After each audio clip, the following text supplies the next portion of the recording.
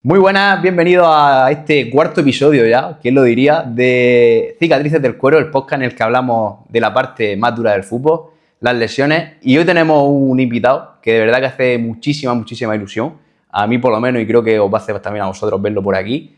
Y sobre todo por tres cosas. La primera, porque salimos de rodilla, es el primer invitado que no tiene una lesión de rodilla, ya lo estáis pidiendo, lo tenéis. La segunda, porque es el primer invitado que tenemos que, ojo, ha tocado la primera división. Y la tercera, porque nos va a dar esa visión, ese salto un poco desde el fútbol profesional al mundo empresarial. Ricardo Carrero, ¿qué tal? Bienvenido. Encantado, muchas gracias. Gracias a ti por aceptar la invitación. Sé que vas liaico y has sacado un huequecito, de verdad que muchas gracias.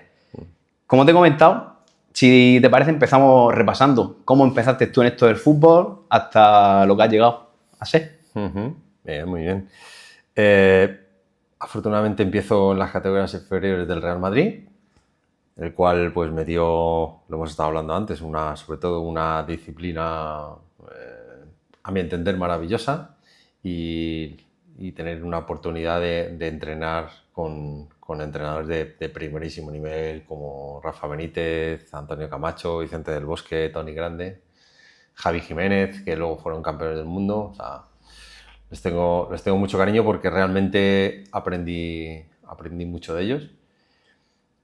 No me dio para jugar en el primer equipo, pero sí me dio para salir del club y poder iniciarme en el fútbol profesional, porque aunque no era profesional, pero podemos decir que era profesional. Rápidamente debuté en segunda división con el Badajoz, que con 21 años creo que fue, y a partir de ahí pues era una segunda división muy complicada. Luego estuve en el Levante, en segunda B, pero un club como el Levante con una afición y una masa social detrás increíble. Volví a segunda división A en Lleida. Porque tuviste que bajar algunos años segunda B o... Bueno, realmente es que en aquel entonces la diferencia entre segunda división y segunda B no era tanto. Había muchos clubes como el Levante o como el Murcia que te permitían tener unos buenos contratos, pero entrenar. Y era jovencito y tenía que coger experiencia, y el año del Levante me sirvió de mucho, y de hecho pude volver a segunda división. Volví a Écija en segunda división también, y después de Écija, sin quererlo, porque yo no quería venir aquí a Murcia. No, no quería... No, en un principio no. Gracias a Vicente Carlos Campillo, sí, entrenador del Murcia, que muy laureado. Me acuerdo perfectamente que el entrenamiento me dijo: Ricardo, el año que viene te vienes conmigo a Murcia. Estando en Écija, tú ahí. Estando en Écija, en segunda división. Yo, es verdad que fue un año que descendimos de categoría, pero yo jugué todos los partidos y tuve un nivel bastante alto, y tenía equipos de segunda división. Y me acuerdo perfectamente que le dije al míster: no, míster, no, Murcia no, Murcia en segunda B, no, imposible. No, acuérdate que te vas a venir. Tú habla con excompañeros tuyos que te cuenten de Murcia. Murcia no es un club cualquiera, es un club con mucha solera y que la ciudad y tal. A mí se me quedó ahí y fui preguntando, y todo el mundo me decía: no, si tienes buen contrato, adelante. ¿Vale? Y me acuerdo perfectamente que llamé al míster y le dije: mira, míster, si me ofreces estas cantidades, no me acuerdo, eran en pesetas, y yo quiero tener un contrato largo y apostar por el club, me voy. Me dijo: no, estás loco, nosotros no podemos llegar a eso. Tal. Bueno, total, al final se consiguió y acabé aquí en Murcia, en segunda B. La primera vez que llegué pensé: madre mía, ¿dónde me he metido? Mi contrato me lo hicieron con una máquina de escribir. Siempre se me olvidarán la vieja condomina ahí en las oficinas antiguas. Pero luego fue todo maravilloso. O sea, yo tengo... Sí, porque además vinieron buenos años ahí en el Murcia, ¿no? Bueno, el primer año fue horroroso. De hecho, estuvimos 6 meses sin cobrar. Complicado, muy complicado. ¿Vale? Pero ya el siguiente año ya jugamos playoff, la cosa empezó a mejorar, y luego ya con la llegada de Jesús Samper, que en paz descanse, que para mí ha sido un presidente increíble, pues ya pudimos conseguir el ascenso en el famoso gol de mi querido Pepe Aguilar allí en Granada. Y después, como yo obviamente tenía contrato después del ascenso, en segunda división, con Pepe Mel, con el último año con David Vidal, y logramos el ascenso a primera división, con lo cual fueron años maravillosos. Salvo el inicio, todo muy, muy bien, y tener la posibilidad de vivir 2 ascensos en este club, me van a perdonar otros clubes, pero es totalmente distinto. Tiene algo especial tiene Murcia, ¿no? Muy, muy especial. Sobre todo, fíjate, lo hablo con mis excompañeros y prácticamente todos coincidimos que fue más espectacular el ascenso de segunda B a segunda A que el de primera división, porque sí que es verdad que ascendimos con el Levante aquí en casa a falta de 3 o 4 jornadas, quiero recordar. Sabíamos que íbamos a ascender en un momento u otro, pero el de Granada en el playoff fue increíble, porque no recordaréis, sois muy jóvenes o quizás sí, pero Yo he visto imágenes por ahí. claro, el empate nos servía a nosotros en casa con el Granada y nos ganaron, y nosotros teníamos que ir a Granada a ganar y el empate les servía a ellos y nos bebimos su champán. Entonces fue todo así un poco inesperado, porque todo el mundo pensaba, incluso nosotros que ya habíamos perdido la oportunidad porque era difícil ganar en Granada, pero el equipo hizo un partido espectacular y Pepito Aguilar marcó un golazo de esos de locura, y pudimos bebernos el champán del Granada y volver rápido a Murcia. Y cuando llegamos, no sé, las miles de personas que estaban esperándonos en la circular, la verdad es que inolvidable totalmente. Yo creo que ese año, y perdón, de corte Ricardo, yo no lo he vivido evidentemente porque yo soy del 96, creo que eso fue del 99-2000. Sí. Y yo creo que era, más por lo que he leído y he hablado con mis padres, que sí han sido murcianistas, que era más se había pasado muy mal, venías de no cobrar años anteriores y demás, Murcia había estado hasta en tercera división, que había una gana otra vez de fútbol profesional ahí ese año, que ascender de aquella manera, sin esperarlo en Granada, después de perder esa oportunidad, fue como un boom. Sí, Eso total. sí coincide ahí conmigo. Total, y la vuelta al fútbol profesional. La alegría de la gente, la ilusión, pero bueno, ya es que los primeros años, aunque eran malos, pero yo me acuerdo que llegaba a jugar a la Condomina 7.000, 8.000 espectadores y decía, pero qué locura es esto. En segunda vez, o sea, daba gusto venir a jugar a casa. Y yo creo que está tirando un poco bastante del hilo, creo que ahora está pasando una situación parecida, que ya llevamos tantos años, el Murcia de tantos años ahí, se ha pasado tan mal, que el día que haciendo otra vez eso va a ser, yo creo que se va a echar Murcia entera a la calle. Sí, hace poco en una comida que tuve se lo comentaba a Felipe Moreno y le dije, habéis ascendido con el Leganés, has gestionado el Leganés, pero no tiene nada que ver. Cuando tú veas lo que realmente es esto, que estoy seguro que lo conseguirán en algún momento, no sabemos cuándo, esperemos que... Estamos esperando ya 2 años. Pero la repercusión es totalmente distinta. Sí, aquí creo que este año hay 18.000 abonados. Eso es un disparate. Y de esos años, Ricardo, en el Murcia, dices que te quedas con ese ascenso, pero entiendo que el año ese de ascenso a primera también fue un año, no sé si inesperado, ¿no? Ahí empezó a tener yo recuerdos vagos, pero fue un año muy bueno también, ¿no? Ese, y además tú juegas bastante ese año. Sí, bueno, hasta que me lesioné, sí, porque yo caigo lesionado en Gijón, pero sí que recuerdo que fuimos el primer partido fuera de casa a Oviedo, ganamos 0-1 con un penaltito, y desde ese mismo momento todos nos dimos cuenta que ese Murcia era distinto. ¿Qué veías? Era simplemente mirarnos entre nosotros y cómo nos miraba al contrario, con el respeto que nos miraban. Teníamos todos claro que algo grande íbamos a hacer, ¿no? Quizá no tanto como ascender, porque el equipo no estaba diseñado para ascender el primer año, ni quizá no, en un inicio no lo imaginábamos, pero el equipo tenía una solidez y una confianza. Veníamos de habernos salvado en el último partido aquí en la Condomina con el Jaén, que lo habíamos pasado muy mal con David Vidal.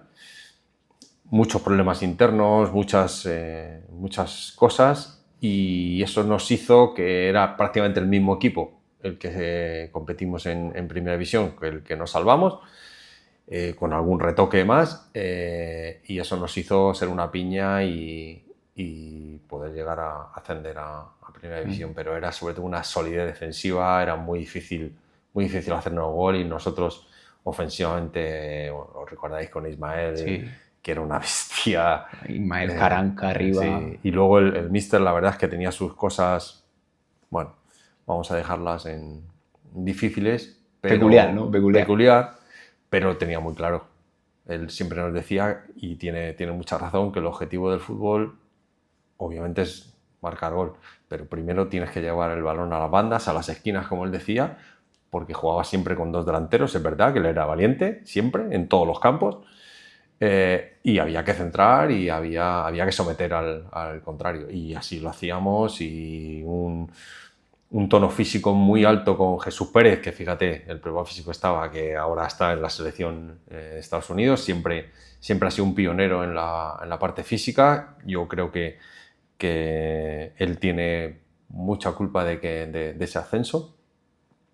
Un equipo muy físico, muy rápido, sacábamos las faltas muy rápido, sometíamos mucho al contrario, y siempre recuerdo también que fuimos a Numancia a jugar, que yo renové automáticamente ahí por partidos, y solamente entrabas a los campos y cómo te miraba la gente y cómo te miraba el contrario, empezábamos ganando el partido 0-1.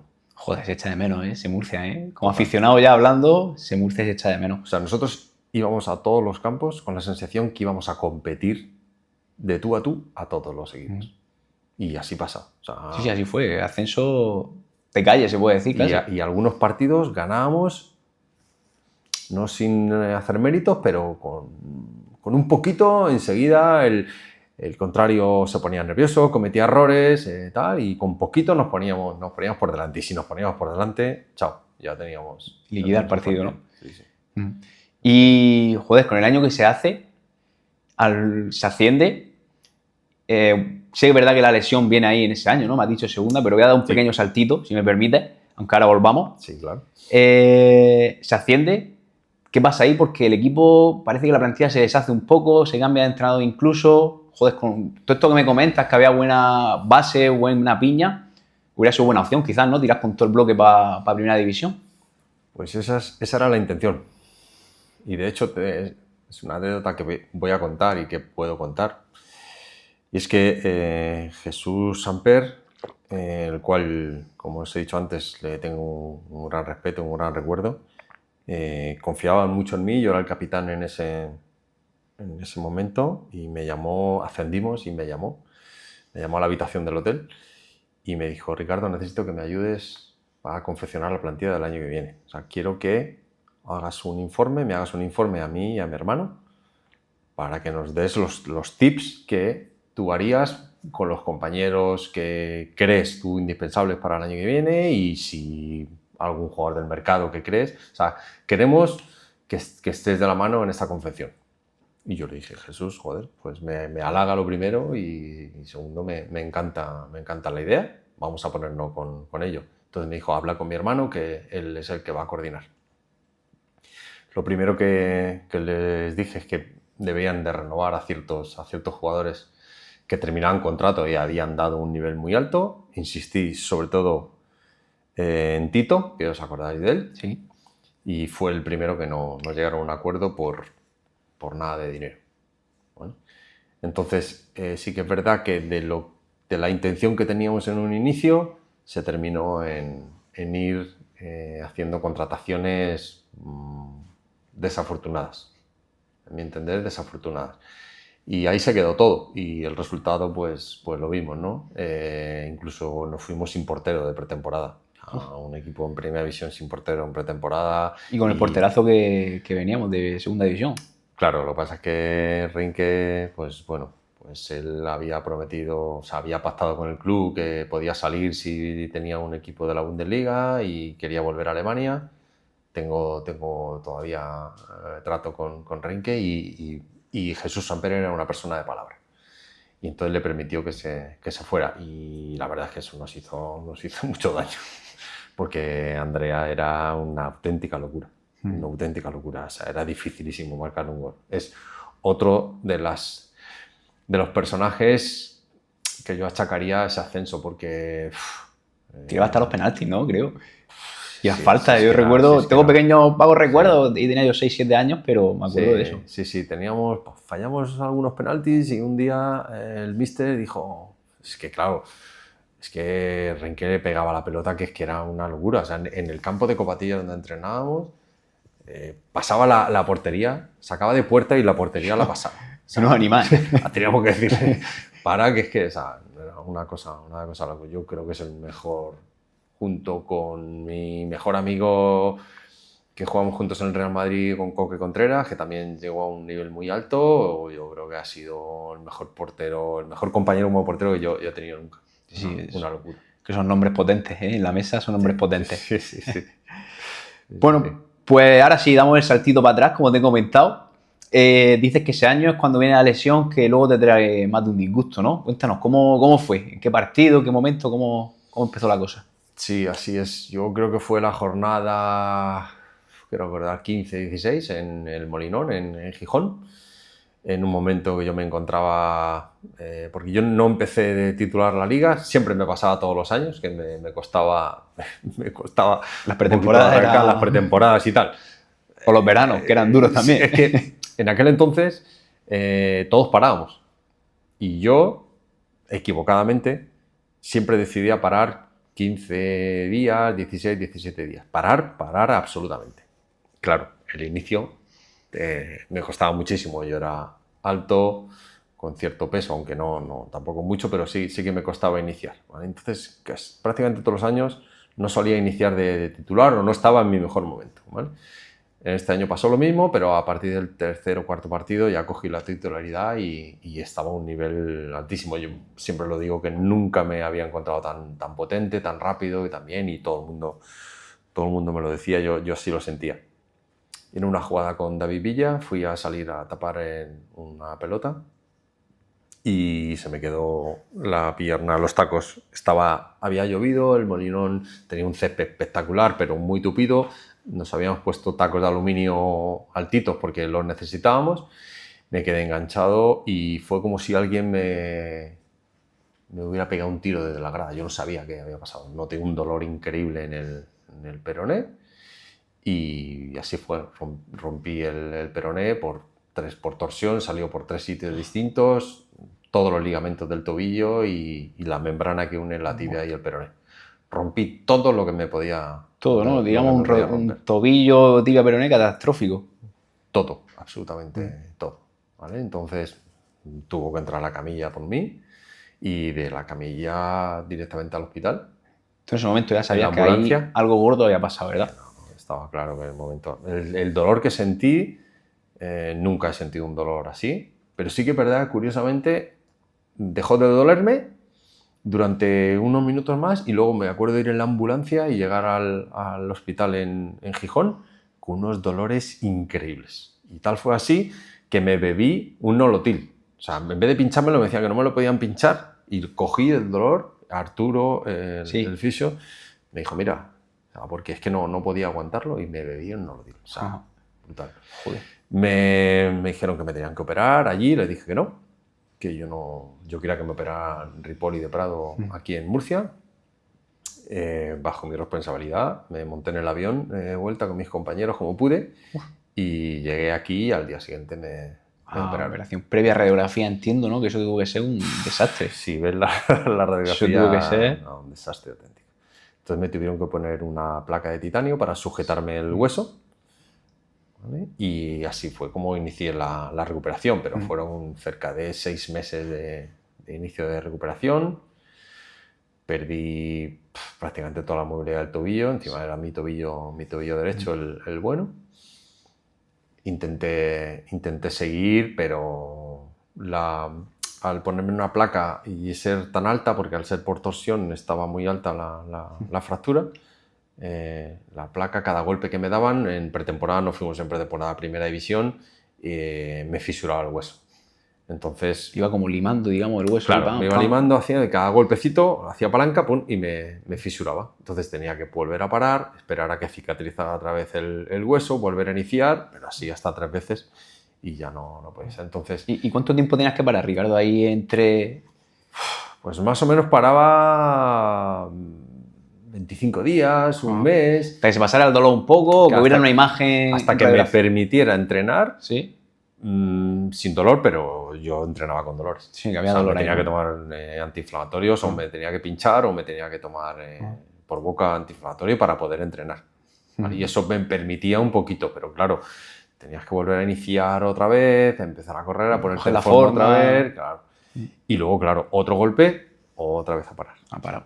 Entonces, ya tuve una reunión con el doctor Ripoli, con los doctores Ripoli de Prado, y me comunicaron y me dijeron, mira, hay que quitar la placa, porque no te está dejando y hay que quitarla. Pero tenemos el riesgo de que otro golpe ya no te va a fisurar, es que te puede sacar el peroné todo otra vez. Sí, pero tú ahí estarías ya jodido, ¿no? Porque después de tanto arrancar, mentalmente entiendo que eso, estando en primera división además... Sí, pero ¿sabes qué pasa, Roy? Que sí, yo estaba desesperado, pero estaba con una ilusión que me te moría. comía, ¿no? Estabas deseando... Claro, entonces yo todo lo que cualquier vía, posible vía, la cogía. Y tenía que pasar dolores, pasaba dolores y me pinchaba y hacía lo que fuera con intentarlo. Y sí que es verdad que me quitaron la placa y me sentí más cómodo también, porque claro, primero no llevas una placa allí, me hicieron unas espinilleras a medida especiales que me cubrían el lateral del peroné, eran un poquito aparatosas, pero entrenaba con ellas todo Eran tus compañeras ya, ¿no? Sí, Cada vez que jugabas al fútbol... de todo, ¿vale? Noté cierto alivio, pero me quedé sin movilidad en el tobillo y en primera división te penaliza mucho. Movilidad la perdiste, entiendo, por la propia operación, ¿no? Que ya Sí, los ligamentos exactamente. Claro, exactamente. no fue por la inmovilización que entiendo que tuviste que llevar durante un tiempo. Yo creo que fue por todo, ¿no? Fue por todo, porque claro, rompí todos los ligamentos del tobillo, es que no dejé ninguno. Y mucho tiempo parado, pues, hombre, no era muy mayor, pero tenía 32 años. Entonces, yo ya notaba que en los desplazamientos en largo, a la hora de girar el tobillo y tal, pues no tenía la agilidad que tenía antes. Y entonces fue cuando, hablando con los doctores de Trípoli de Prado, pues me presentaron la posibilidad de irnos a una invalidez, a pedir una invalidez y retirarme. Pero claro, estando en primera división es duro, es muy duro. Es como retirarse en el momento en el que ya luchando toda la vida, ¿no? Por llegar a primera división y... Sí, exactamente. Desde pequeñito... bueno, yo de pequeñito yo quería ser profesional. O sea, quería jugar al fútbol, ¿vale? Dedicarte a ello, ¿no?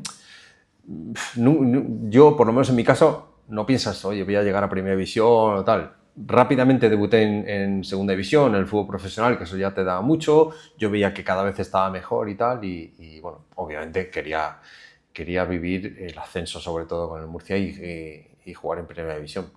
Pero claro, ya una vez que lo tienes, estás ahí, estás viviendo, pues es duro, es muy duro. Pero bueno, creo que fue lo mejor que pude hacer en ese momento, porque el tobillo no me iba y ya estaba a punto de cumplir 33 años. Bueno, fíjate que es curioso, y doy otro salto un poco temporal atrás, que es curioso, ¿no? Porque lo hablábamos antes, que cuando el tobillo se queda fijo en el suelo y lo que se va en la rodilla, lo que suele irse eso, es la rodilla, ¿no? Y en tu caso fue el tobillo que, ¡pum!, lo que soportó, digamos, la fuerza y reventó. Tobillo, la tibia y el peroné. Sí, sí. Según los doctores, tenía un cuádriceps tan potente que fue el que me aguantó. Y en un principio lo dimos como una cosa buena, pero a la larga creemos que hubiera sido mejor haber roto el cruzado, que hubiera saltado la rodilla y no hubiera saltado todo lo demás, el resto, ¿no? Porque luego, fíjate, Panchito Maciel, os acordaréis de él, tuvo una lesión muy parecida a la mía, pero mucho más abajo. Fue por un golpe, él se lesionó en Osasuna. Pero al estar la fractura más abajo, pues hay más riego sanguíneo y hay posibilidades de recuperación más rápidas, ¿vale? Pero la mía, al ser arriba, era bastante complicada. Claro, estuviste más tiempo, ¿no? Digamos, inmovilizado, parado, Sí. esperando a que eso se soldara, y eso conllevó a todo lo que vino después. Correcto. Así es. Y dices que a nivel mental te afectó total. bastante, ¿no? Sí. Sobre todo porque te vas dando cuenta que tu cuerpo ya no va, que no puedes exigirle como antes, y sobre todo el dolor continuo, o sea, todos los días levantarte, ir a entrenar con dolores y tal, la verdad es que me mermó bastante y te pones a pensar y dices, ¿merece la pena? O sea, con la trayectoria que he tenido, que ya afortunadamente he jugado profesionalmente muchos años y tal, ¿te merece la pena seguir sufriendo y tal? Realmente a mí sí me merecía la pena. Sí, tú querías. Sí, yo quería. O sea, a mí no me importaba el dolor. Pero sí ya veía que no podía dar el nivel. Y también sopesamos la posibilidad de haber hecho alguna cesión a algún equipo de segunda división y haber seguido jugando y tal. Pero creo que los doctores con buen criterio me aconsejaron que no, y yo al final decidí que era mejor tener un retiro en primera división. Obviamente teníamos muchas más posibilidades de que me concedieran la invalidez, que eso es para toda la vida, al tener contrato en vigor en primera división, aunque tuve que pasar un tribunal médico que no se lo deseo absolutamente a nadie, claro, porque la mutua, en este caso Mafre, tenía que pagar mucho dinero por mi baja. Entonces yo tuve que pasar 2 tribunales médicos en Madrid, en los cuales los médicos todos me decían que yo podía seguir jugando al fútbol. Todos los medios querían echarte otra vez al ruedo. A ellos no les interesaba. Claro, porque tenían, claro, ellos imaginaos, ellos tienen que pagar con carácter retroactivo desde que yo me lesiono y tienen que hacer una provisión hasta mis 65 años que yo me jubilo. Entonces era mucho dinero, con la base de cotización obviamente la más alta, pues ellos tenían que desembolsar mucho dinero. Y ni por nada del mundo ellos querían que te dejara eso. No. Y yo le decía, pero vamos a ver, tengo todavía un año más de contrato en primera división. ¿Cómo voy a querer retirarme yo? Es que no puedo. O sea, mira la lesión que tengo. Mira, y me decían, bueno, sí, es verdad que has perdido cierta movilidad, pero eso te puede permitir y tal. Bueno, pues nada. Y entonces luego tuvimos que ir a un tribunal médico, en el cual, afortunadamente, por la amistad que yo tenía con el doctor Ripoll y porque él corroboró todo lo que tenía, en el juicio vino a declarar, y ahí el juez fue inapelable. O sea, él ahí ya lo vio claro, ¿no? Sí, con la ayuda al final de un criterio médico, ¿no? Del doctor Ripoll. Es criterio médico, mi situación, con un contrato profesional en primera división, ¿quién se quiere retirar de esto? Entonces al final me la concedieron y feliz, en ese aspecto feliz. Y hay un cambio de vida prácticamente radical, ¿no? Bueno, no te creas, a mí no... Fue una alegría porque sí, obviamente, claro, te dan una invalidez que te van a dar un dinero todos los meses durante tu vida, ¿no? Y te da una seguridad económica y familiar y lo celebramos, pero yo quería seguir haciendo cosas. Y de hecho me metí en mi cabeza, siempre estaba pensando en cosas aparte. Eso mientras jugaba al fútbol, ¿no? Que ya estabas tú... Sí. Mi mente siempre ha estado pensando en qué hacer después, porque veía muchos ejemplos de compañeros que terminaban el fútbol y no tenían claro qué hacer o no sabían qué hacer con sus vidas. Y yo sí que tenía claro que quería hacer algo aparte del fútbol. ¿Vale? Que luego, fíjate, me retiré y seguí trabajando en el club. Feliz, porque viajé muchísimo en el club, fueron años muy, muy buenos para mí. ¿Sí? ¿Qué parcela ocupaste ahí en el club? Yo sobre todo llevaba la parte de scouting para el primer equipo. Entonces viajaba muchísimo, además con una libertad bastante grande. Me acuerdo que los años más intensos fueron con Lucas Alcaraz. Lucas confiaba mucho en mí, en mi criterio, y él me decía, Ricardo, necesito un delantero que tenga continuidad en el juego, alto, que vaya bien el juego aéreo y tal. Mira, tenemos vistos estos, pero apórtame tú, ¿vale? Entonces yo hacía una selección y me iba a verlos en directo a cualquier parte del mundo. Ahí estuve en la Copa África, o sea que ahí... con el Murcia, llevaba toda la parte de Europa y yo tenía plena confianza, pleno poder para decirle, Luca, mira, he visto este jugador aquí que me gusta, voy a verlo, ¿qué te parece? La verdad es que fueron años muy buenos. De hecho, os acordaréis de Williams, de Noel Williams. A Noel Williams no lo traje yo, lo trajo Lucas, pero yo fui a verlo 6-7 partidos. ¿Vale? Y yo, al final, el informe mío fue positivo porque era lo que Lucas, o el club en este caso, necesitaba. Era un jugador alto, con continuidad del juego, fuerte en el juego aéreo y tal, y al final pues dio unos resultados muy, muy buenos. Como Lucas, te puedo contar más. Argentina fue mucho, a Brasil, fueron, creo recordar, 4 años de estar viajando continuamente, con que entonces era mi novia, ahora mi mujer, afortunadamente, se venía conmigo y nos pegamos unas palizas de viaje. Bien, ¿no? Porque al final viajas con la pareja, digamos, ves fútbol, que es lo que te gusta y mundo, joder, es como juntarlo todo. Claro, sí. Porque ahí también Jesús Samper lo que me pidió, por aquel entonces querían hacer una ciudad deportiva y un estadio nuevo, entonces aproveché mis contactos también, por ejemplo estuve en Inglaterra, en el Liverpool, con Rafa Benítez, que lo tuve de entrenador, estuve visitando la ciudad deportiva en Melwood, que se llama, para coger ideas de cómo hacer el proyecto de la ciudad deportiva, qué cosas novedosas tenían ellos, a nivel del estadio exactamente lo mismo. Luego el club entró en problemas y no se hizo nada, pero bueno, me formé muchísimo. Estuve viendo la cantera del Villarreal, estuve viendo la cantera del Betis, Sevilla, Real Madrid. Aproveché, fue una época de mucho crecimiento. Qué bueno, qué bueno. Sí. Me da en parte, fíjate, escuchándote, entre comillas, rabia que no se haya seguido un poco esa línea continuista en el club, hacer las cosas así como me estás contando, de verdad, ¿eh? No sé, entiendo no se seguirá haciendo porque no yo estoy dentro del club hace años y no he visto esas cosas, o porque yo no me han llegado, o porque realmente no estaban, pero me dan cierta parte de rabia porque creo que se están haciendo cosas buenas ahí, ¿no? Tener una estructura de scouting, coger ideas de clubes grandes para trasladarlas aquí, creo que es... Sí, yo es verdad que traje mucha información al club, ¿vale? Pero realmente el club empezó a ir a menos y fui yo el que decidió de alguna forma salir del club. ¿Vale? No, en ese aspecto no le he hecho la culpa al club, o sea, no estoy dolido con ello ni muchísimo menos, pero yo, mi faceta empresarial sí me hizo ir saliendo del fútbol, ¿vale? Para meterme más en la parcela empresarial. Pero sí fueron unos años que estuve haciendo las dos cosas. Viajaba, me acuerdo que viajaba a Argentina con el fútbol y también llevaba la parte empresarial porque teníamos clientes en Argentina y en Brasil y lo fui compaginando las dos cosas. Pero sí que es verdad que ya en la última época de Jesús Samper el club ya estaba en unas condiciones muy feas y fui yo quien decidió salir. Dices que ya estabas compaginando, ¿no? Con la parte empresarial. Ahí ya había formado alguna empresa, había lanzado algo. Sí, yo monté la primera empresa mía, la monté estando en activo. Estando todavía jugando. Sí, estaba o sea, ahí en la activo. Cabeza no paraba ya, ¿no? No, mi cabeza estaba siempre. Siempre me ha gustado mucho la parte empresarial, siempre me gustó también la parte de telecomunicaciones. Sí.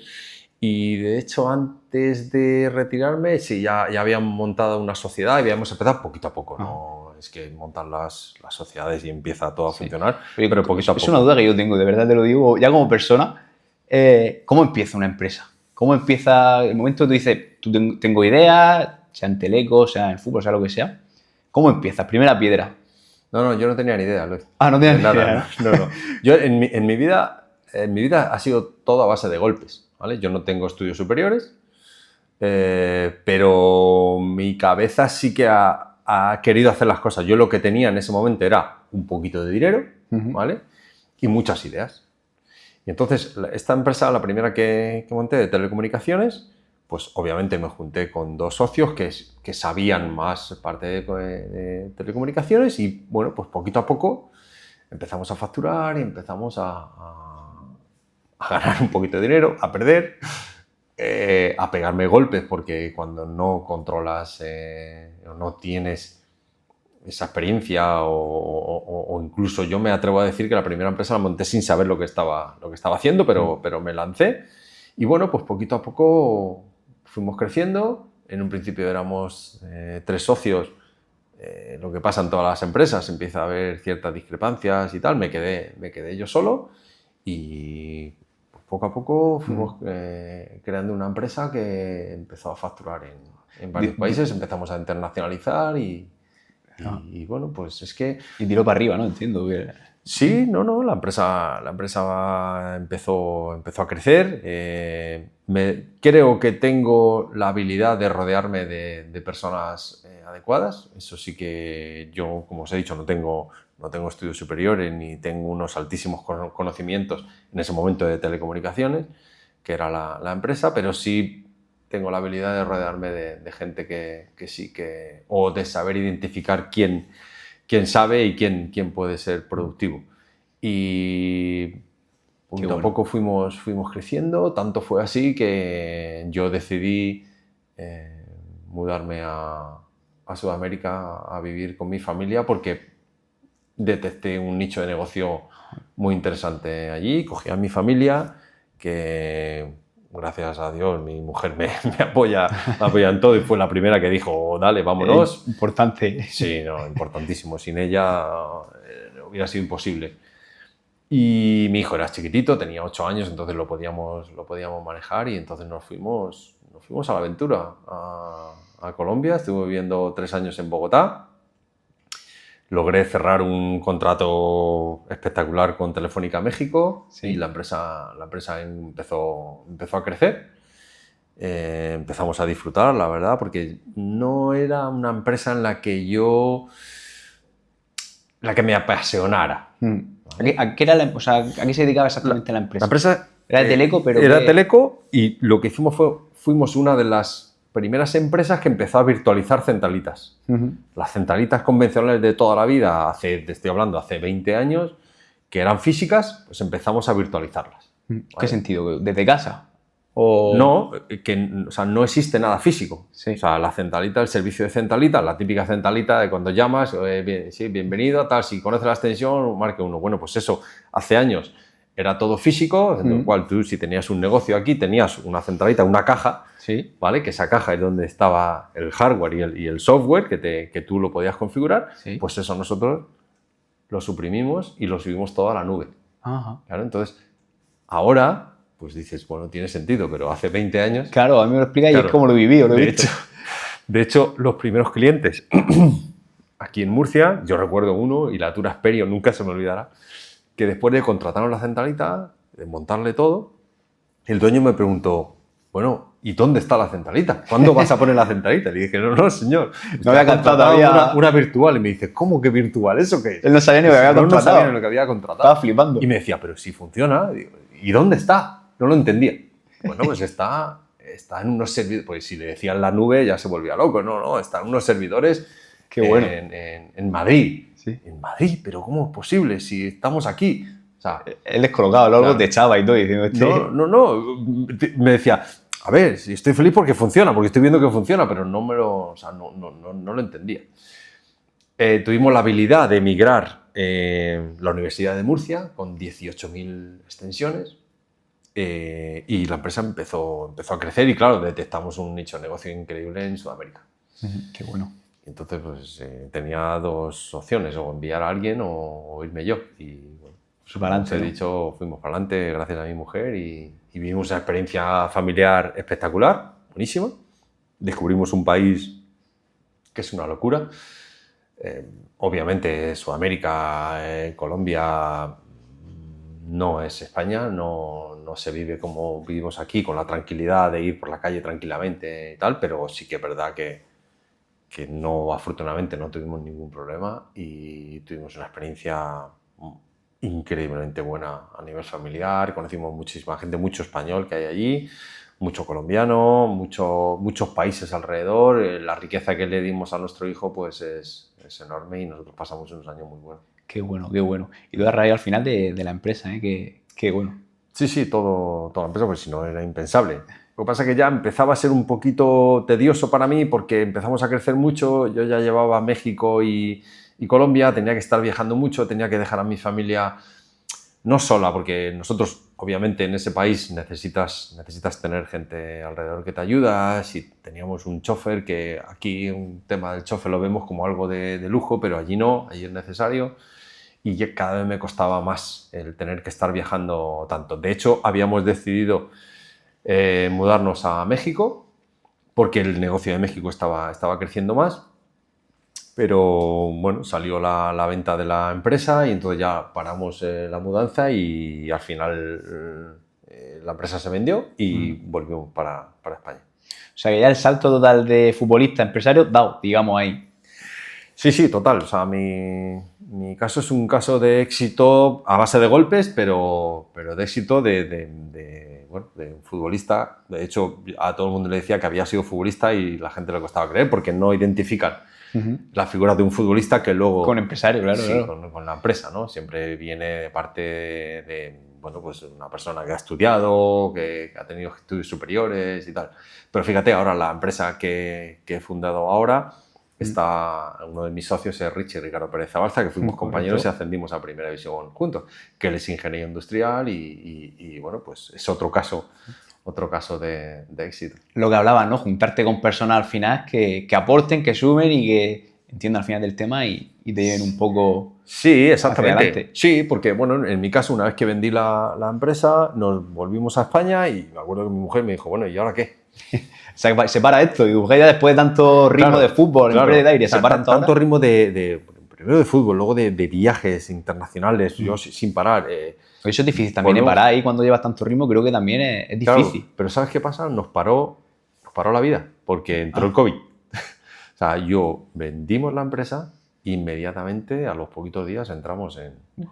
Entonces, yo le dije a mi mujer, mira, yo lo único que quiero ahora es pararme. O sea, necesito reciclarme y que mi cabeza analice un poquito. Fuiste de los pocos que le vino bien el COVID, a lo mejor para parar. Sí, pero no te creas que estuve mucho tiempo parado, porque yo pensaba que iba a ser capaz de tener una vida sin tener nada que hacer. Son simplemente las cosas que me gustan, mi familia, mi hijo, mi mujer. Pero mi cabeza empezó otra vez a dar vueltas. Y entonces, justamente un poquito antes de que entráramos en pandemia, hablando con Richie, me dijo, bueno, ¿y ahora qué? ¿Qué vas a hacer ahora? Digo, pues no lo sé, pero la verdad es que me gustaría montar algo que realmente me guste, realmente algo que me apasione.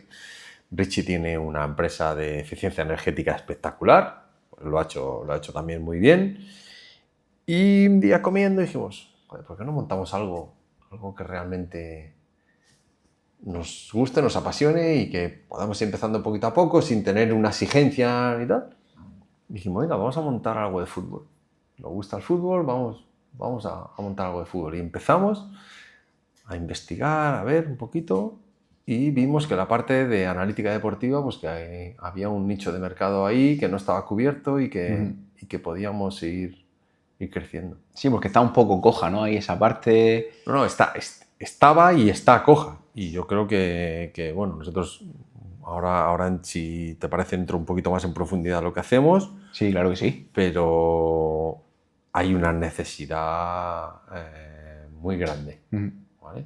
Nosotros creo que la detectamos y que la estamos cubriendo y nos está yendo muy bien, pero la analítica de datos, al final el fútbol como está ahora mismo, que es todo físico, pues hay una necesidad de analizar esos datos y de poder contextualizar esos datos muy, muy grande. Y ahora pues estamos cerca de 150 clubes ya en todas partes del mundo, no solamente aquí en España. Buah. Y sobre todo es que nos lo estamos pasando muy bien. Qué bueno, porque la empresa realmente ¿a qué se dedica? Bueno, pues la empresa se llama Ubico Sport. Lo que hacemos exactamente es los GPS que han llevado los futbolistas desde hace muchos años. Nosotros no hemos inventado la rueda, ¿vale? Pero hemos creado una solución mucho más fácil de visualizar y de gestionar, ¿vale? Y sobre todo de contextualizar esos datos que recogemos con el GPS para equipos de semiprofesionales y amateur. O sea, realmente lo que hemos hecho es democratizar un producto que existía solamente para la élite del fútbol mundial, porque tiene unos altos, elevados costes. Estamos hablando de soluciones que te cuestan entre 40 y 50.000 euros al año. Claro, eso lo asumían los equipos de primer nivel. Correcto, ¿no? Solamente equipos de primer nivel. Eso sí que es verdad en todas partes del mundo, ¿vale? Pues nosotros hemos hecho, a mi entender, o a nuestro entender, una solución mucho más fácil de visualizar, mucho más rápida, porque hemos nacido con una tecnología más avanzada que la competencia. Está todo virtualizado. De ahí también he utilizado la experiencia mía de la antigua empresa. Otro socio que tenemos, somos 3 socios, lleva la parte de tecnología y hemos conseguido tener una solución rapidísima y muy fácil de visualizar para el control y cuantificación de las cargas de trabajo, ¿vale? Cuando yo jugaba no tenía ni idea. Bueno, es que cuando yo jugaba jamás me llegué a poner un GPS. No se utilizaba, yo creo, ¿no? Jamás me llegué... Empezaron a hablar en algunos equipos de primera que lo utilizaban, pero yo jamás me puse un GPS ni en el año de primera división. Pero sí que hablaba con preparadores físicos y me iban diciendo que era la única forma de cuantificar la carga de trabajo. Sin ponerle un número a lo que estás haciendo y con esos datos, ¿no? Poder analizar y mejorar o todo prevenir. Lo que no puedes medir, no lo puedes mejorar. ¿Vale? A mí me encanta esta frase porque es tal cual. Sí, yo como fisio me pasa lo mismo al final y lo pienso igual. Exactamente. No solamente en fútbol, en todos los ámbitos de la vida, lo que no puedes medir, no puedes mejorarlo, ¿vale? Entonces, estos equipos, estos dispositivos, lo que te dan la posibilidad es de cuantificar la carga de trabajo dentro de la semana, o el famoso microciclo, ahora que llaman, o el mesociclo, ¿vale? Entonces, la ciencia, que esto lo he ido aprendiendo con el tiempo, y relacionándome con preparadores físicos y doctores en ciencia del deporte de altísimo nivel, que eso, como os he dicho antes, tenemos la facilidad de relacionarnos con ellos, que nos están aportando toda esta sabiduría. La ciencia lo que te dice es que dentro de una semana los jugadores de fútbol deben de hacer X trabajo, ¿vale?, con respecto a sus propios datos. Obviamente tus datos no son los mismos que los míos. Correcto. Entonces, si yo, por ejemplo, en un partido hago 10 kilómetros de distancia, para que lo entendáis aquí coloquialmente, tú dentro de la semana lo normal es que tengas que hacer entre 2 veces y media o 3 lo que haces en un partido. Eso es lo que dice la ciencia, ¿no? Sí, que hay eso es lo que... A ver, a base de esto estudios... no es exacto, ¿vale? Ah. Pero lo que te dice la ciencia, lo que te dice la experiencia de los preparadores físicos, ¿Sí? es que si tú corres 10 kilómetros en un partido de media, para tú llegar a las mejores condiciones al siguiente partido, debes hacer lo que llaman, o lo que llamamos 2 unidades de competición. 10 kilómetros es una unidad de competición, pues debe de hacer 25 kilómetros, Ajá. ¿vale?, dentro de la semana. Claro. Entonces ahí, a partir de ese baremo, digamos, es donde entra el juego de hago más, hago menos, si hago Correcto. más puede ser que me esté pasando, ¿no? Correcto, es lo que yo siempre digo. O sea, nuestra herramienta es tan valiosa que tú lo que tienes es un controlador. O sea, estoy hoy a miércoles, ¿vale? He hecho 2 sesiones o una sesión, dependiendo la semana o el equipo. ¿Qué tengo? Tengo esta carga, ¿vale? ¿Cuántos entrenamientos me quedan? 2. Pues sé que tengo que hacer el trabajo que me falta, tengo que hacerlo en los 2 entrenamientos, ¿vale? Apretarle o... Claro, tengo que acelerar o tengo que frenar. Eso a nivel de grupo, pero es que ya es brutal a nivel individual.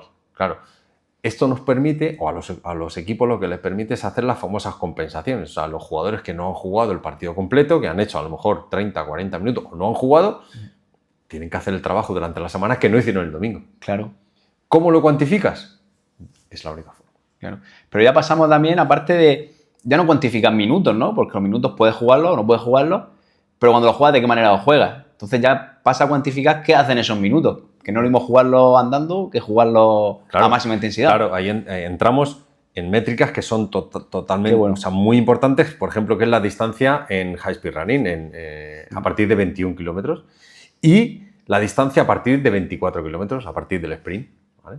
Entonces, de esta forma tú puedes programar tus objetivos dentro de la semana. Entonces, tú a lo mejor necesitas 500 metros en high speed running, pero yo a lo mejor necesito 600 porque tengo más capacidad. ¿Vale? O por la posición también, a lo mejor. Exactamente, por la posición también interviene. Entonces, yo genero mis objetivos en el software, ¿vale? Y con colores, con gráficas muy visibles, ¿vale? El preparador físico termina la sesión y sabe dónde está. Acelero o freno. Exacto. No tiene más. Y luego, la empresa, claro, poco a poco hemos ido avanzando y ahora ya tenemos una solución en tiempo real, que es brutal. O sea, directo en el partido, se va viendo... A ver, en los partidos también, pero normalmente se utiliza en los entrenamientos. O sea, cómo trabajan los equipos top a nivel mundial, trabajan en tiempo real. O sea, el preparador físico tiene en una tablet, como en nuestro caso, tiene a todos sus jugadores y tú generas el objetivo en cada sesión. Yo quiero que hoy hagan, dependiendo del trabajo que tienen anteriormente y lo lejos o lo cerca que estoy del día de partido, ¿vale? Hoy voy a hacer, por ejemplo, 5 kilómetros de distancia, pero necesito hacer 500 metros en alta velocidad y 200 metros en sprint, ¿vale? Entonces tú generas tus objetivos de cada jugador, ¿vale? Y en tiempo real tú lo estás viendo, están entrenando y tú estás viendo qué porcentaje llevan. Y es acojonante, porque tú lo estás viendo todo y estás diciendo, bueno, este está un 80%, ¿vale? Ha terminado el entrenamiento y le ha quedado un 20%. Tienes que hacerlo. Hay que darle. O no ha terminado el entrenamiento y tú ya has cumplido. Tú ya has cumplido fuera. Y en los equipos de máximo nivel trabajan así. El preparador físico tiene la capacidad de decirle al entrenador, estos jugadores han terminado su trabajo, han terminado el entrenamiento. Por eso vemos a veces a jugadores que, no a mitad, pero sí cuando queda poco, oye, Mbappé ha abandonado el entrenamiento, no sabemos si está lesionado o no. Y a lo mejor es por eso, porque ya ha cumplido su ha cumplido su objetivo. Y en el partido, muchas veces los cambios, decimos, joder, el Madrid, Ancelotti hasta fuera, han cambiado. Joder, ¿por qué lo han cambiado? Porque hay jugadores, por ejemplo, con Iniesta tenemos una anécdota que a mí me impactó con Antonio Gómez, que fue compañero mío aquí en el Real Murcia, que él es preparador físico, hasta hace poco ha sido preparador físico de la Federación Española de Fútbol.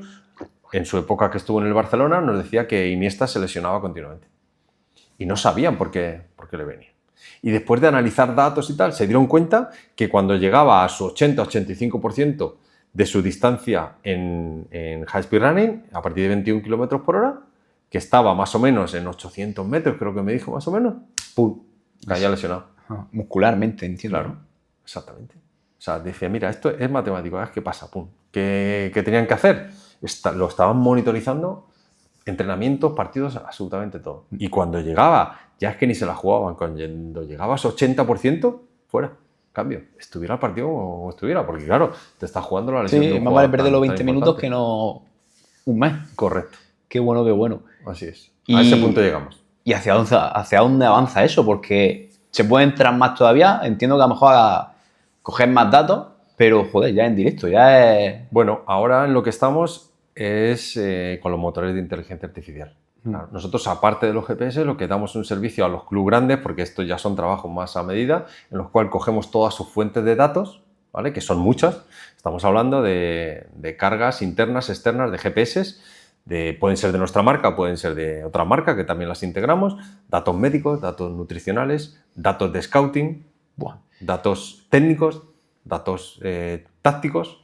O sea, todo tipo de datos. El Big Data al cubo, ¿no? Correcto. Big Data al cubo y a todo lo que dé, porque vamos. Entonces nosotros hemos creado esos conectores de esas fuentes de datos, los metemos todo, como decimos, para que lo entienda todo el mundo coloquialmente, los metemos en el mismo saco y ahí puedes empezar a cruzar datos.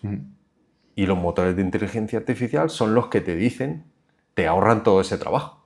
Por eso hay muchos clubes ahora que tienen todas esas fuentes de datos, los van cruzando manualmente. Qué bueno. Nosotros lo que estamos haciendo es eso.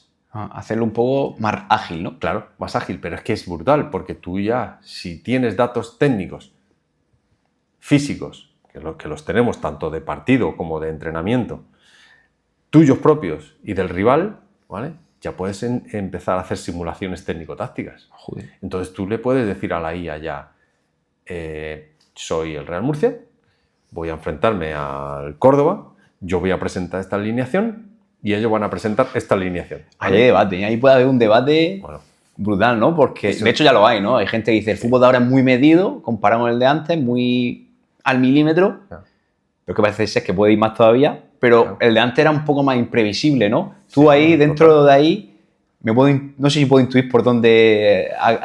¿Con qué casan más? Es que la IA lo que te va a dar es recomendación.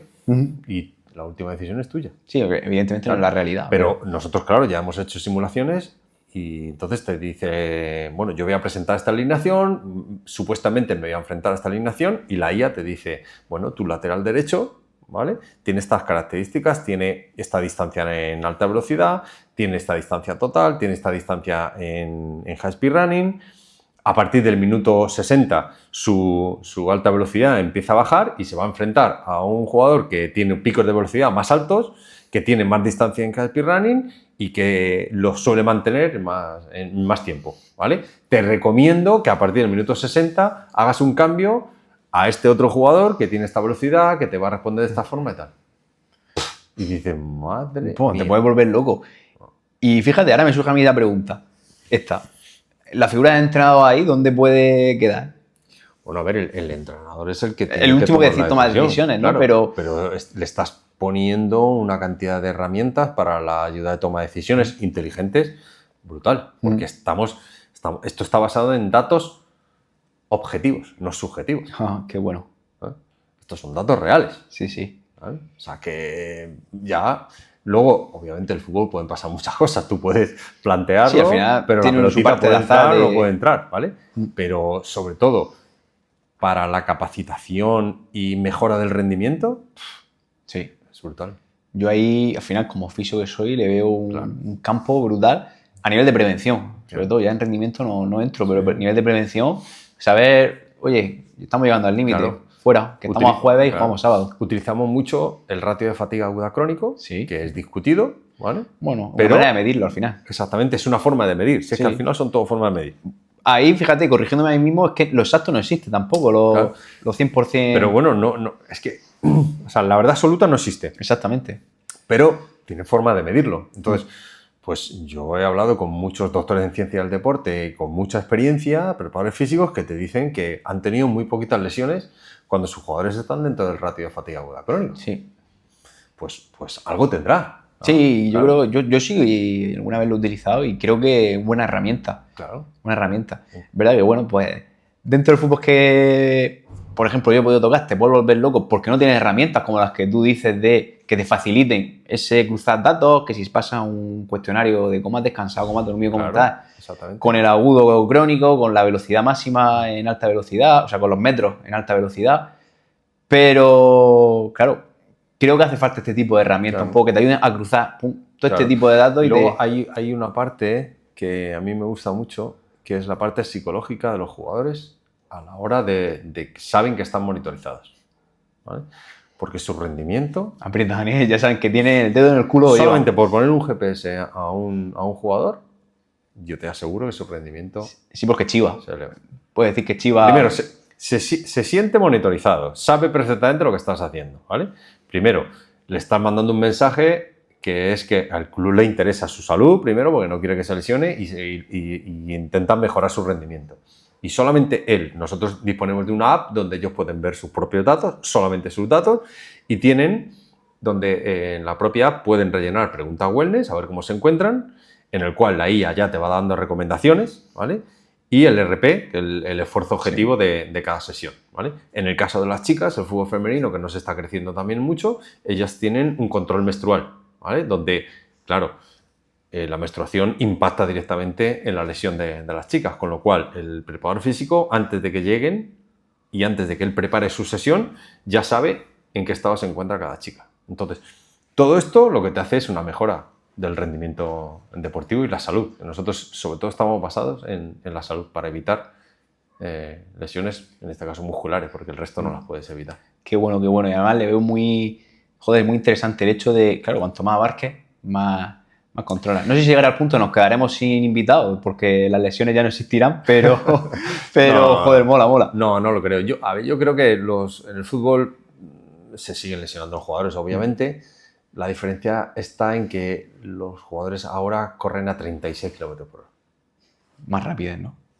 Son aviones. Son como aviones. Y tienen capacidad de hacer kilómetro y pico en alta velocidad, que son auténticas locuras. Eso antes entiendo que impensable. No, antes impensable totalmente. O sea, yo no he llegado a 36, no, o sea, pero vamos, yo ahora en el equipo juvenil de mi hijo les pongo los GPS para que ellos se sientan motivados y para controlar las cargas, y tenemos chicos con 33 km por hora, con 17 años. Sí, que todavía no están en su tope. Claro. Ni que tampoco entiendo que tengan la preparación física que debe de tener un futbolista profesional y ya están ahí. No, ya están ahí y ya empiezas a trabajar la fuerza con ellos, que antes no puedes, y empiezas a ver resultados, ellos empiezan a verlos, ¿vale?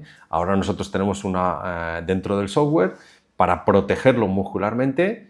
La ciencia también te dice que debes de llevarlos a sus picos máximos de velocidad, 80, 85 y 90%, ¿vale? Pues nosotros ya sabemos cuántas veces han llegado a sus picos máximos de velocidad.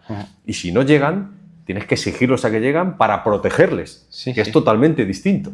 Sí, que no es por apretarle y decir, oye, que corra, no, es porque, oye, corre porque te viene bien. Claro, es que porque necesitas hacerlo para que puedas estar en las mejores condiciones. Yo he sido futbolista y cuando estaba cansado o me encontraba cargado y tal, lo que hacía era protegerme. Yo entendía que me protegía y hacía todo lo contrario, era no trabajar. Sí, oye, me noto cargado, descanso hoy. Claro, voy a descansar. No.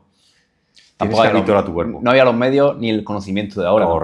Correcto. Ojalá hubiera habido toda bueno. la información que tenemos ahora, porque ahora lo que tenemos es muchísima información. Qué bueno. Que yo creo que es buenísimo. Es mejor tener mucha más información a no tenerla, porque yo cuando era profesional llegaba hasta un límite, y ahora Pues que directamente te metes en ChatGPT y te dice, Te dice. lo que te conviene comer, Sí, tu sí. descanso, te dice absolutamente todo. Sí, al final es también cómo usar esa información, ¿no? O sea, Sí. es capaz de razonarla, que es donde Eso, entra ya la persona humana, ¿no? Un poco exactamente. a entrar ahí. Joder, de verdad que el Eso tema me es. parece interesantísimo, da para, creo, para Esto da horas para y parar, horas sí. y horas. Pero por tiempo tengo que hacerte las dos últimas preguntas, ¿vale? La primera, es verdad que ya has dejado el tema del fútbol, pero bueno, dentro del mundo empresarial, o de esa cabeza que hemos dicho, que me has comentado que no para de pensar cosas, ¿hacia dónde va, Ricardo Carrero? La verdad es que estoy en un momento increíblemente bueno en mi vida, porque he conseguido dedicarme a algo que me apasiona. La otra empresa que monté me gustaba, pero no tiene nada que ver. Yo me levanto en el día a día, tengo relación con preparadores físicos en lo que me gusta realmente el fútbol. Tengo la suerte de tener a mi hijo que también le gusta el fútbol y poder pasar tiempo con él. Me han ofrecido llevar a algún equipo, entrenar a algún equipo y les he dicho que no, porque quiero estar cerca de mi hijo y disfrutar la etapa de juvenil que tiene. Y encima les pongo los GPS y les ayudo un poquito a motivarse y a controlar las cargas. En ese aspecto estoy feliz. Estoy muy feliz también porque estoy viendo la empresa crecer. Estamos metidos ahora en muchos países y yo creo que la empresa va a seguir creciendo de una forma muy grande y ir mejorando los productos que tenemos. No, de momento no quiero mucho más. Tranquilidad, que mi familia esté bien y seguir mejorando el producto y poder ir ayudando.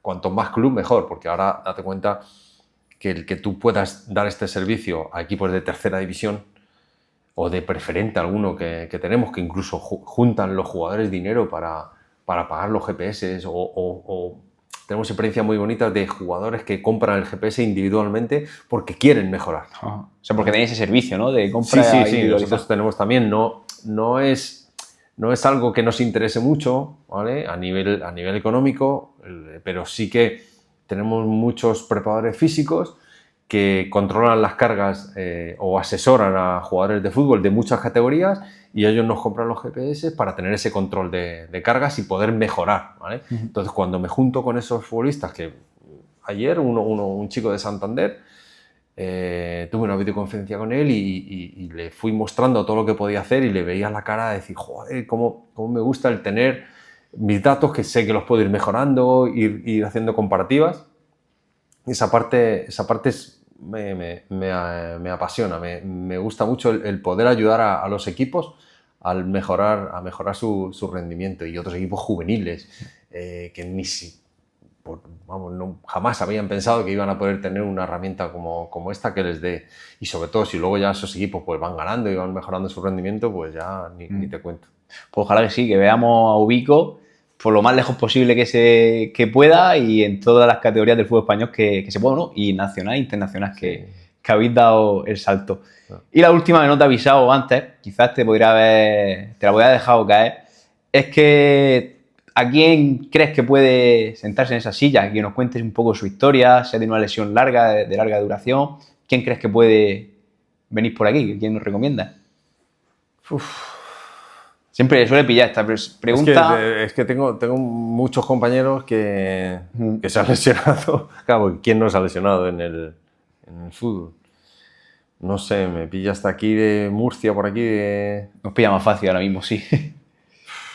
No sabría decirte... Le pasa del muerto, directamente.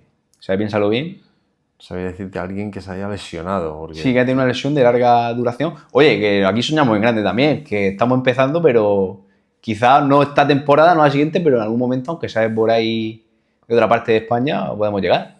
Es que fíjate, antes de ayer estuve en Valencia con el Levante, que yo os he dicho que jugué un año allí, hicimos el récord de victorias consecutivas y me junté con un compañero que yo ya ni me acordaba, estamos hablando hace 30 años, que fichó con nosotros, además venía del Real Madrid, estuvo en Atlético de Madrid también, con una progresión buenísima, llegó lesionado a ese equipo, nunca jugó y nunca volvió a jugar más al fútbol. Joder. ¿Y el nombre? Miguel Ángel Hernández. Miguel Hernández. Y pasa que él vive en Madrid, pero me impactó, porque fíjate, yo no me acordaba. Fue un año tan intenso, yo afortunadamente pues estaba muy bien, jugaba todos los partidos y tal. Yo le veía que entrenaba con nosotros y tal, pero no sabía que no había podido volver a jugar. La rodilla no se lo permitió. Y claro, él estaba con nosotros y yo le notaba que pues, esa frustración que quería, pero no... que lo había intentado todo, también 3 operaciones creo que tuvo de rodilla y tal, y no pudo. Y me dio mucha pena, la verdad. Sí, la verdad que es verdad que el podcast nos nutrimos un poco de historias, entre comillas, desagradables, ¿no? Pero bueno, es la parte que al final el fútbol tiene y que es una realidad también. Sí, bueno, pero también es bonita cuando te recuperas, porque oye, a mí pues mi lesión pues me hizo tener que retirarme, pero anteriormente me había lesionado y pude recuperarme, y también es bonito después de una lesión volver a la competición y sentirte fuerte otra vez y exacto, ahí es donde queremos un poco nosotros impulsar, ¿no? A la gente que pueda estar pasando ahora un mal momento. Sí. Pues Ricardo, muchísimas gracias de nuevo por tu tiempo, por haber sacado un ratito en tu agenda. Que no se me pase darle las gracias a José Gabriel, que sé que ha dado un empujón, y a Fran Soto, que fue el que nos puso en contacto contigo también. Los dos han colaborado que estés aquí, así que de verdad gracias a los dos. Sí. Y nada, nosotros hasta aquí, ya sabéis, en comentarios podéis dejar, si queréis escuchar vosotros cualquier historia de otro futbolista que haya tenido una lesión de larga duración. Aquí estamos abiertos a todo, de verdad. Y nos vemos en el próximo episodio. Sed bueno.